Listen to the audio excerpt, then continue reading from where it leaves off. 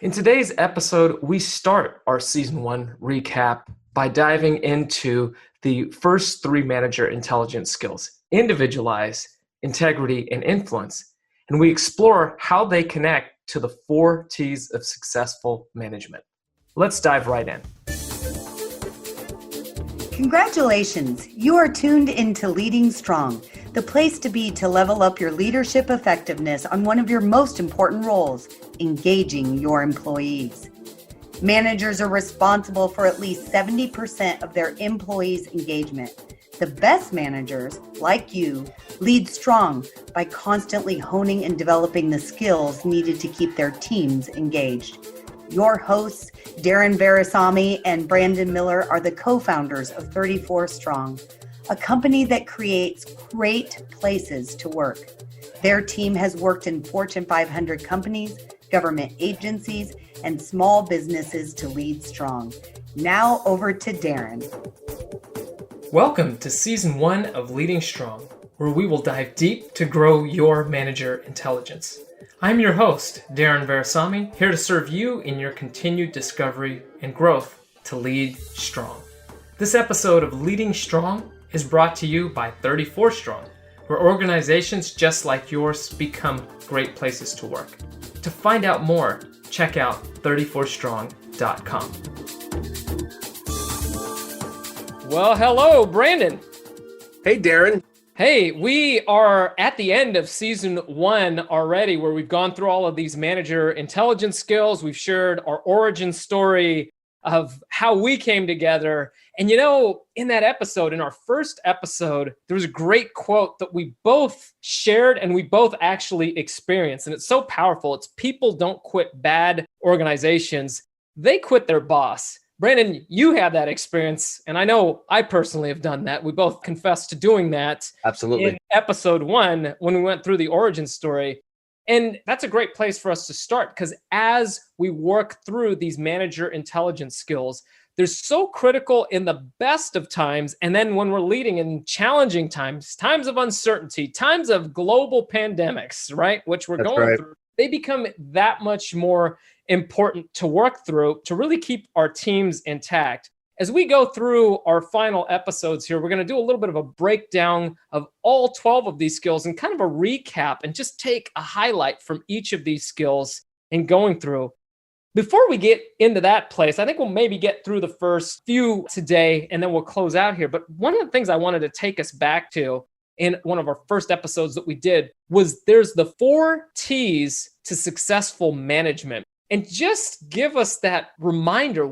Why is it that there's these 4 T's, and what are the ones that people are usually selected for as managers?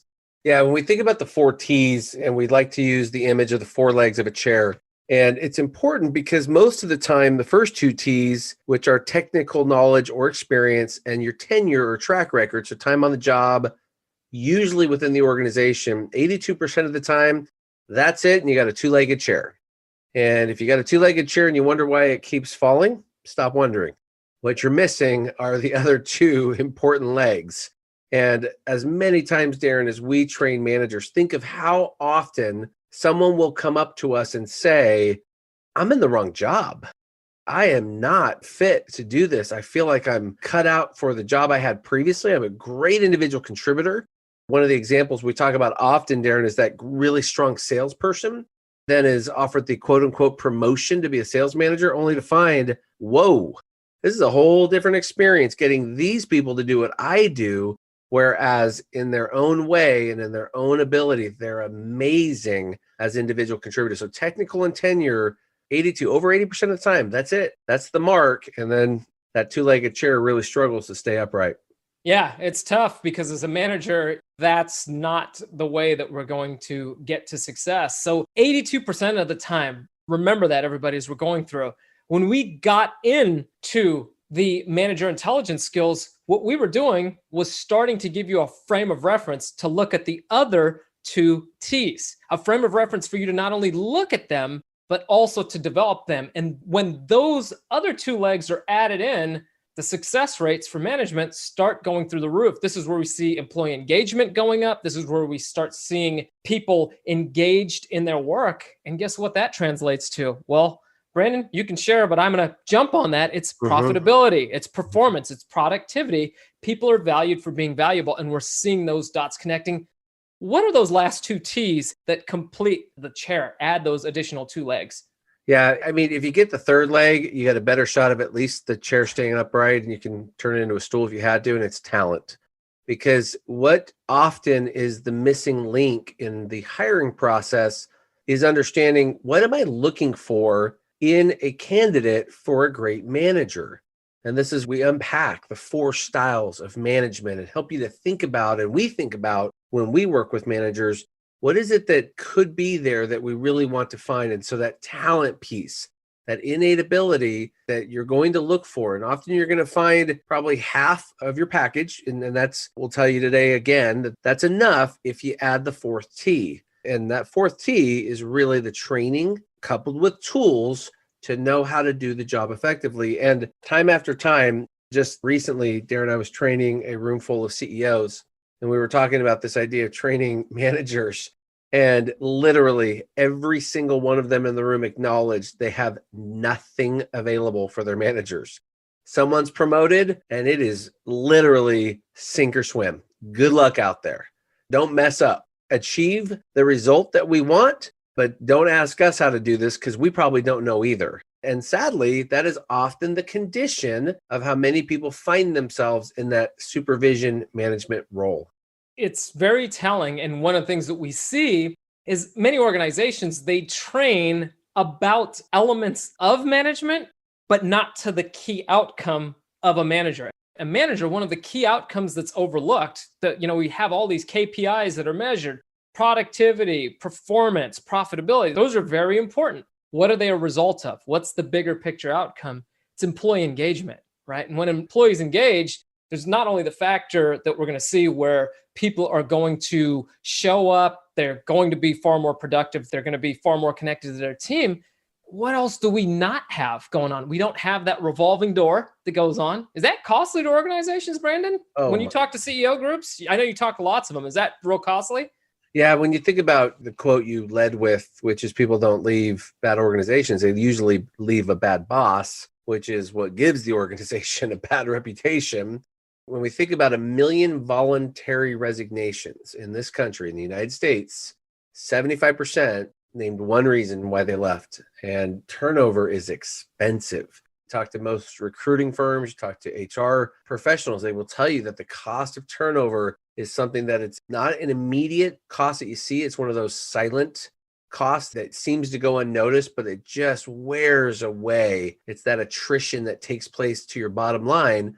And it's hard to put your hands around it until you start to quantify the hours involved in the recruitment process, the hours involved in the initial onboarding, and then the season of time it takes to fully equip that person to do that job, which could be 3 months, and in some cases up to 18 months before they're fully capable to do the job. Yeah. And when we think of that too, that silent cost, I really want to pull out one of the things that Brandon mentioned in there, that reputation component, right? In this day and age that we live in, what's happening more often than not? People are being selective about where they're going, where they're trading their time for money with organizations that are going to be the best of the best.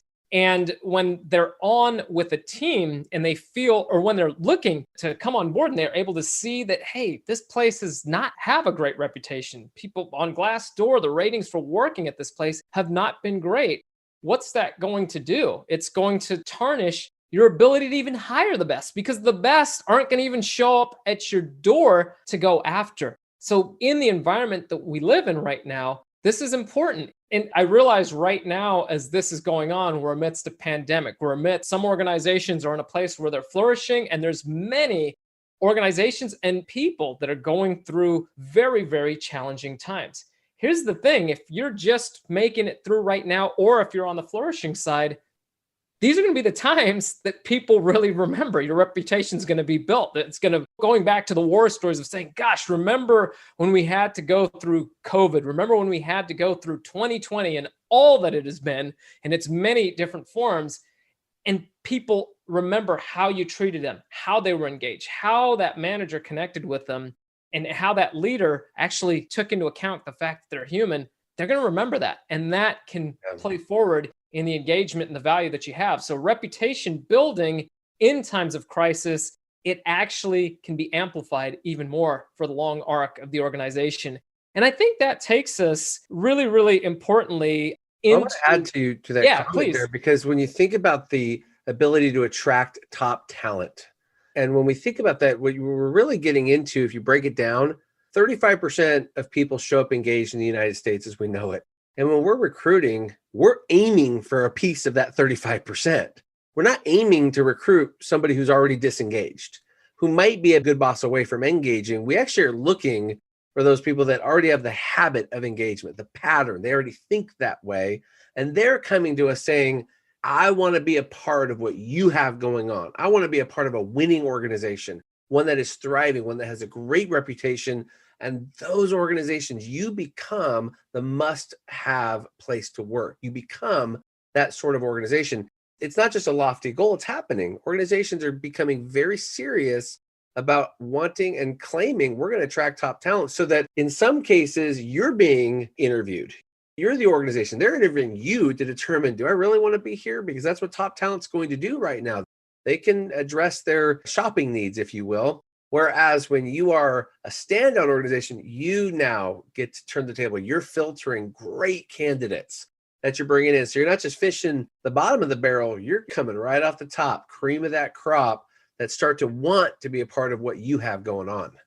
That's right. And if they're feeling that even amidst the uncertainty of very, very challenging times, what do you think is going to happen when times get better? It's going to lead to a place where we build in, gosh, these people took care of me. This organization stood by me in the worst of times.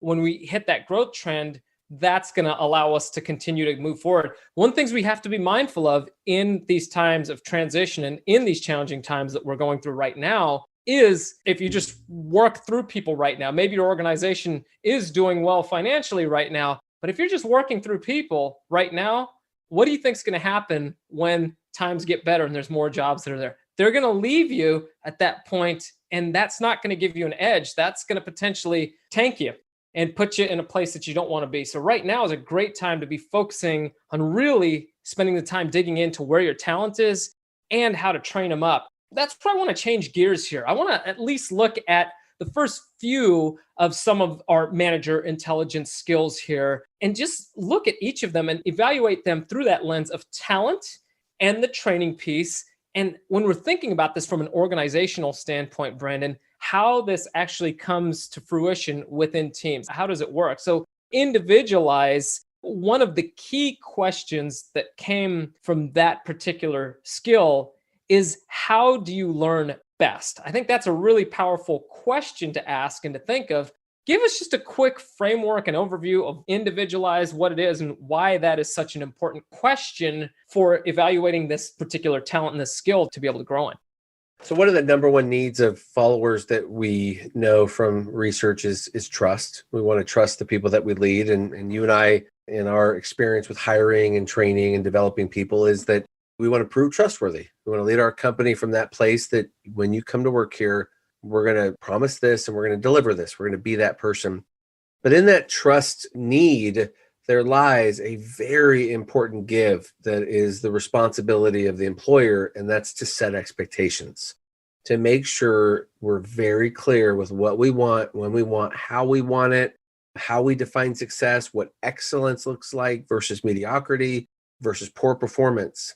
And when we're level setting expectation, what we're hoping for is that when I give instructions to you, I want to maximize retention. I want you to have the ability to pick up everything I'm putting down and to have the best opportunity to take that and to apply that. And so where learning styles come in, we want to address, so is this person a visual learner? Do they need to see and read and follow the instructions and imprint it in their mind? Are they auditory? Do they need a verbal process? Do they want to dialogue about what we're talking about, or have me send a voice recording because that's more efficient, more effective for them? Or do we really need to sit on the virtual call and walk through it, hands-on, tactile, kinesthetic learner? And that learning style, though I would offer, we all learn in the three styles, but we have a primary, and that primary is the role of the employer, the manager, the leader, to determine If Darren's visual, then I need to give Darren the adjustment of my style. I may not naturally be a visual. I'm an auditory actually, but I want to give him the style that best fits his need. And that skill to individualize, what's fantastic about it is that it satisfies that leg of the chair that has to do with tools and training. Because what we give to a manager when they can understand, oh my gosh, that's where I'm missing my team member. So many times we hear this, that's where I'm missing them. I am giving them instructions. I'm teaching them in the way that I best learn. And I'm left wondering why there is a gap. And if they're honest, and some of them have been with us, at the point where they feel like the gap is such that they're frustrated, like, now you're just being obstinate. You're not doing this. And so now we get into demeaning and making someone feel inferior. What do you get as a result of that? You get compliance. You get someone that says, sure, boss, I'll give that to you. Even if they don't know half of what you're asking, they're going to appease because they're just getting out of the conversation, give you what you want. You're going to be upset anyway. Or you're not going to be satisfied. So this skill to individualize coupled with that ability to assess learning styles, which as we've talked, Darren, I mean, these are free online assessments that take minutes and they're so helpful just to determine where I'm coming from or you're coming from and how to meet that need.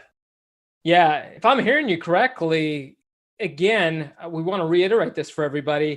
Even if you're a manager that isn't as strong in thinking about how do I individualize my communication styles, how do I discover the learning styles, if that doesn't take place top of mind for you, that's exactly why this is a skill. When we think about it as a skill that we can grow and we can ask these questions.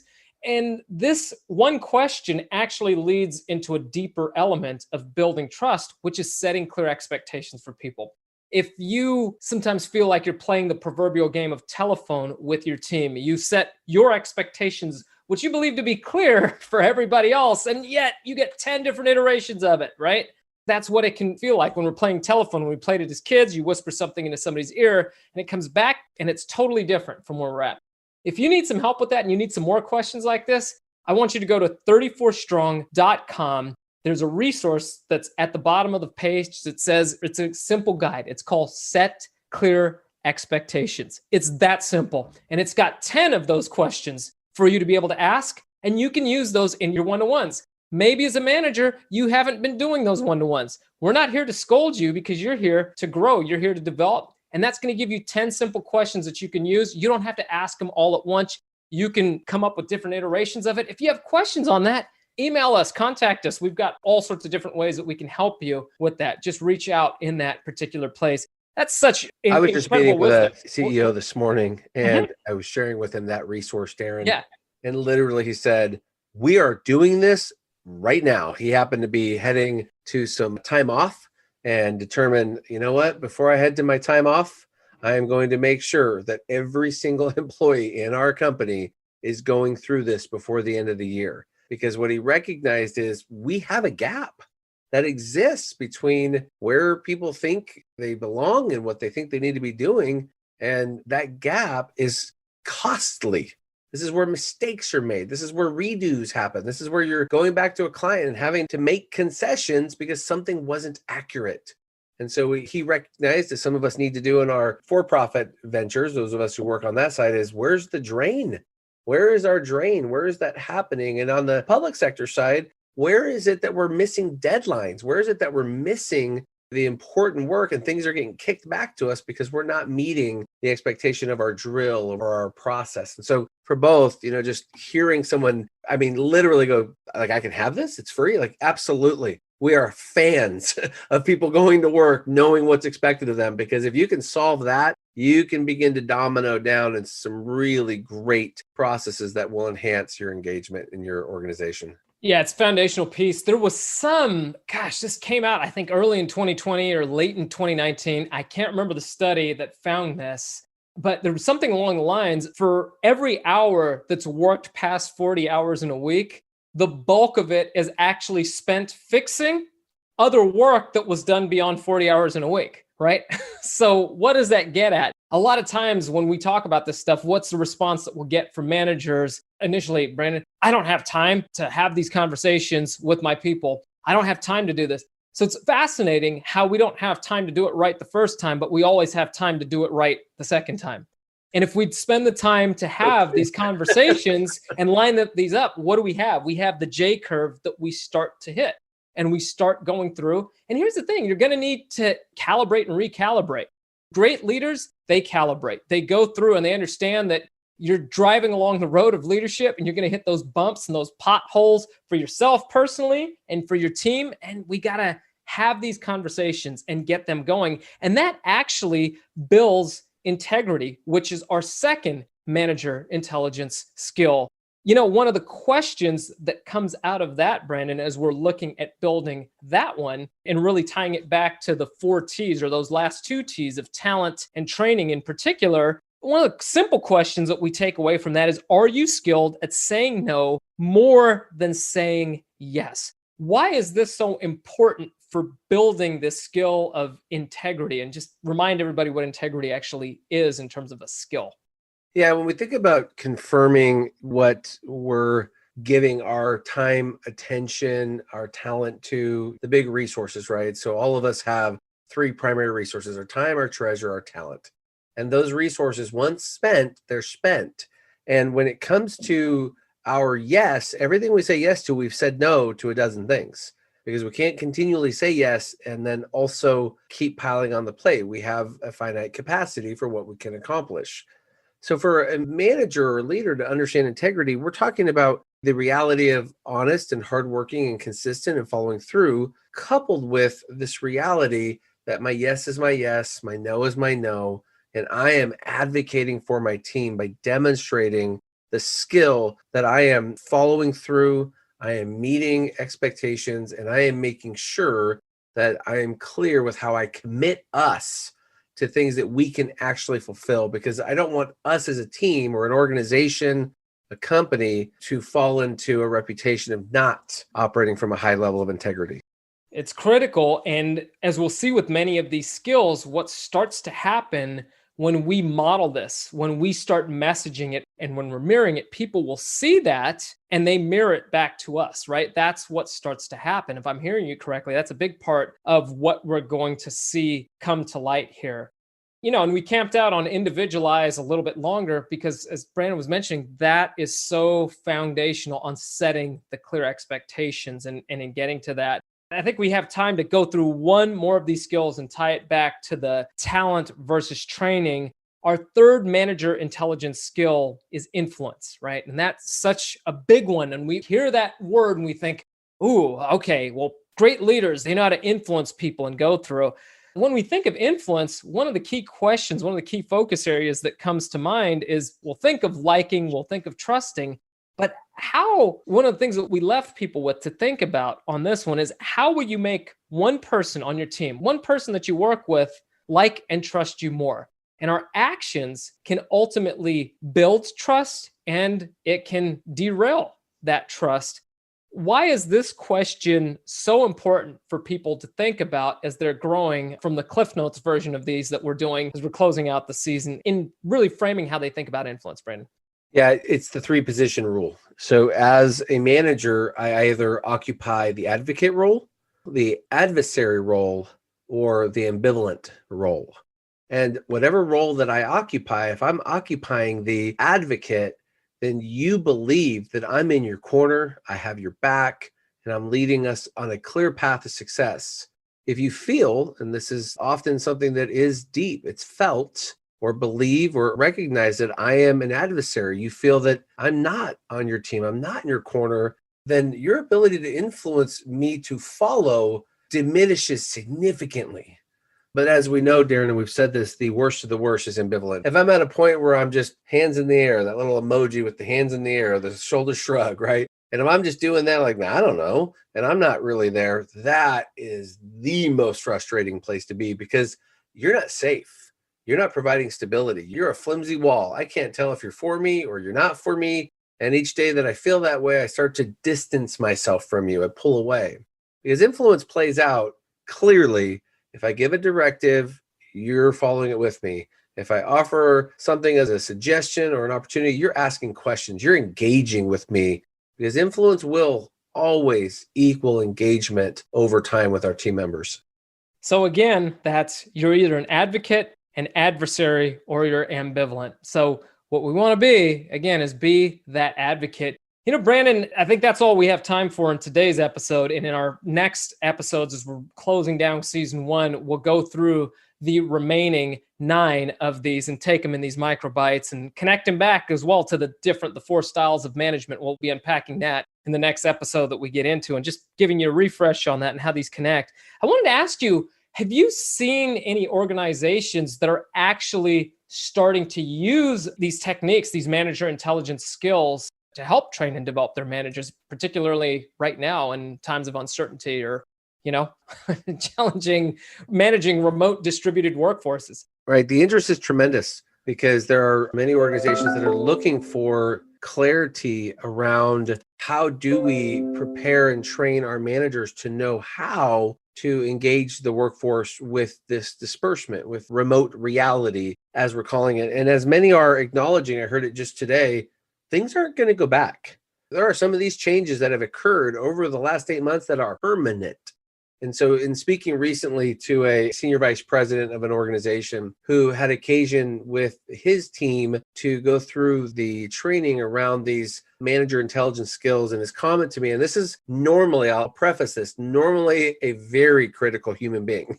So normally it's going to lead with something negative, something snarky, something like, another training, eye roll. And for what this person does, he does a great job. But the reality is he's a tough critic. He's a tough guy to please. And I was asking a question around something that was happening within their organization. And he pauses and he goes, I just need you to know that I'm learning about this manager intelligence. And that was the best training I've ever sat in as it pertains to management. Just high praise, said that it had a tremendous impact upon his outlook, his thought process.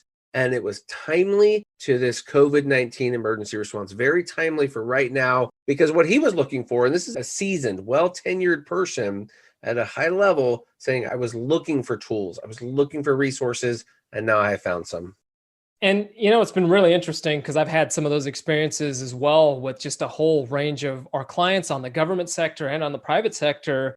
If any of you are listening in, you're tuning into this whole series, there's so much that we believe that you can learn and that you can grow in the space of manager intelligence. If your organization is struggling through right now managing distributed workforces, making the journey to this is here to stay, as Brandon talked about, we are actually doing webinar series of this in the vein of leading strong in times of uncertainty, taking these manager intelligence skills and very uniquely adapting it for organizations towards what does it mean in managing through times of uncertainty, redefining your workforce, which many are doing, but many of our clients are finding we're surviving this. How do we turn it from surviving it to a place where we're thriving in it for the long haul? And that's the big switch that we have to ask and look at. From an organizational standpoint, that's a big part of what we encourage you to ask. And that's whether you contact us to do Leading Strong in Times of Uncertainty series with you, or if you're working on adapting this through the tools that are provided here in the podcast. There's so many relevant pieces. Our goal, as we talked about in the origin story, is to help more people go to work feeling engaged at work. However you get there, whether that's through the podcast or coming to us directly, we just want that to happen for you as a reality, because that's going to impact how people are going home or how they're showing up in many, many other aspects of their life. Brandon, I think for today, that's about all that we have time for. When you and I get going, we can get yakking about this stuff because we're pretty fired up about it. So we will leave it there and we'll pick this up next time and keep working through the next series. Thanks for your insights. Thank you. If you want to continue your growth in Leading Strong by hanging out with others committed to Leading Strong, join one of our LinkedIn or Facebook groups by looking for The Leading Strong Show. The truth is, organizational results like productivity, profitability, and low employee turnover rise and fall based on employee engagement. The world is starving for strong leaders, as they not only impact an organization's performance, they create massive influence on an employee's overall health and well-being. If you want to learn more about becoming a great place to work, or 34 Strong's signature Leading Strong programs, simply go to 34strong.com, where you will also be able to access resources you can start using immediately and stay connected with us. I want to thank you for sharing this episode with everyone you know who will benefit. Be sure to subscribe through your favorite podcasting channels, and please leave us a review. A big shout out to Wendell Fishman for writing and arranging the tune Aunt Lion for Leading Strong. Remember, everyone deserves a great place to work, and any workplace can be great. You can create culture by intention and design, and change happens with every life you touch. I am Darren Verasamy, here to help you lead strong. Until next time, my friends, I'm out.